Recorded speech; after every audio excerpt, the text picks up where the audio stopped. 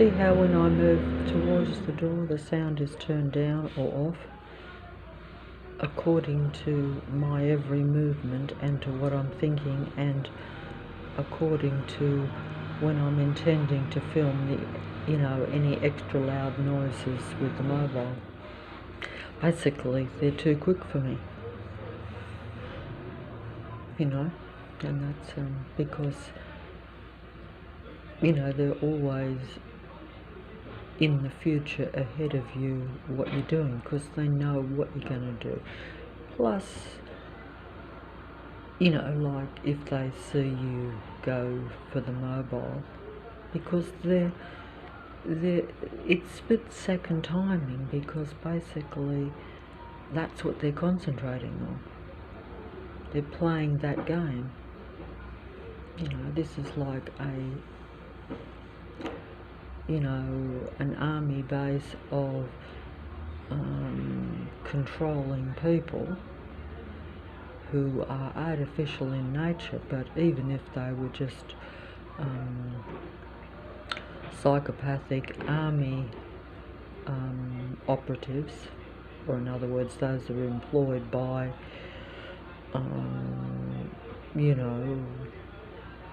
those that run an army or a large group of people that are operating, I'm working for them. You don't question orders anyway if you're in the army, do you? No. And, if you don't have a very kind of overly compassionate kind of nature, or whereas they say you have no feelings for other people. Not that I would expect people that I don't really know to have feelings for me, but it's kind of interesting that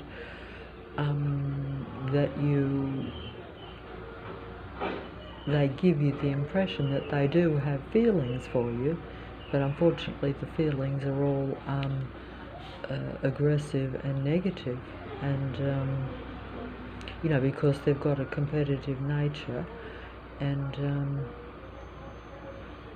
they see competition and threats and things where there is none, because if someone or a person, supposing someone, like, this is just putting it as it is, but putting it in a way that, like, a bit like when you're a child, because if you are at a more basic kind of thinking level where it's all only about competing and only about controlling, and you watch everyone and everything, even it's not like you're just watching people that like for instance myself, or should I say a lot of people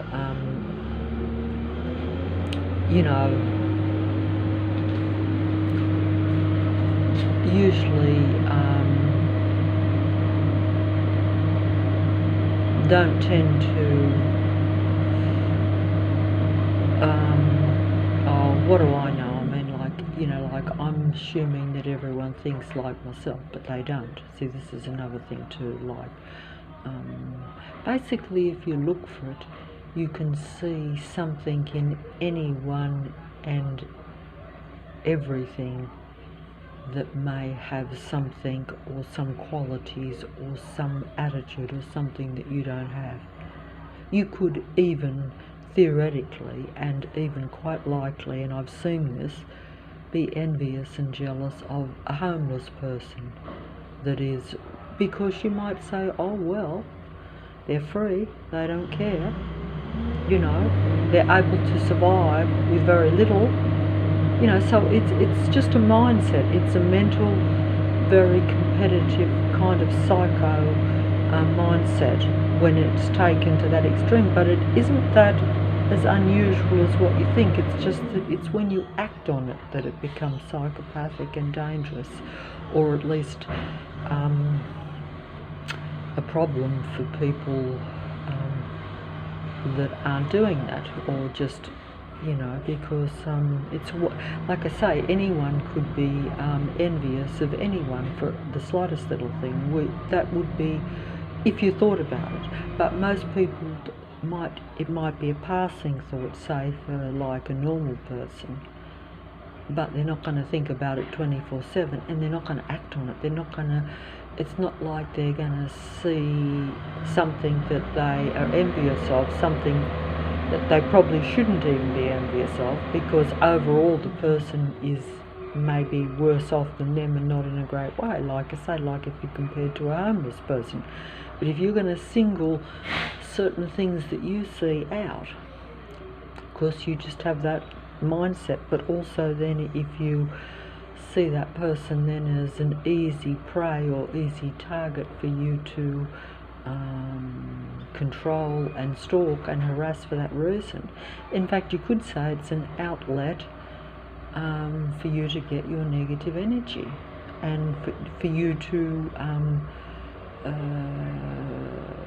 you know, release your aggression. Like that person then becomes your like your punching bag, as has been described to me, and that's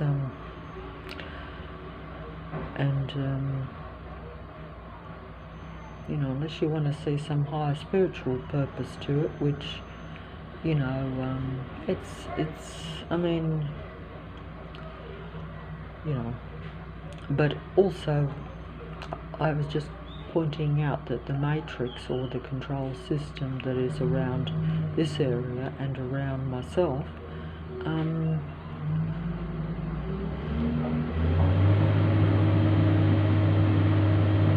like that noise that's outside appears to be legitimate work, but the actual sound control is part of controlling a human being as well as doing work.